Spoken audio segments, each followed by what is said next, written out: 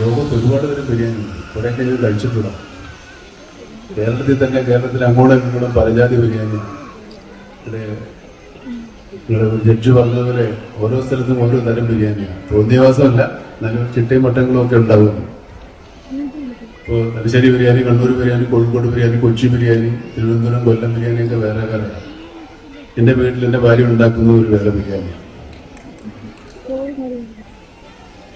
പിന്നെ തമിഴ്നാട്ടിൽ പോയി കഴിഞ്ഞാൽ ഒരുപാട് തരം ബിരിയാണിയുണ്ട്. സ്റ്റാർ ബിരിയാണിയുണ്ട്, ലബക്കട്ട് ബിരിയാണിയുണ്ട്, വേണു ബിരിയാണിയുണ്ട്, അങ്കണ്ണൻ ബിരിയാണിയുണ്ട്. ബാംഗ്ലൂർ പോയി കഴിഞ്ഞാൽ അവിടെ വേറെ ബിരിയാണിയുണ്ട്, ഹൈദരാബാദി ബിരിയാണി പലതരത്തിലുള്ളതുണ്ട്. പിന്നെ അങ്ങോട്ട് ബോംബെ, അങ്ങനെ കാശ്മീരി ബിരിയാണി പലതരം ബിരിയാണിയാണ്. ഇതെല്ലാം ഒന്നിനൊന്ന് മെച്ചപ്പെട്ടതും ഓരോ പാചകക്കാരുടെ അഭിരുചി അനുസരിച്ചിട്ട് മാറുന്നതാണ്.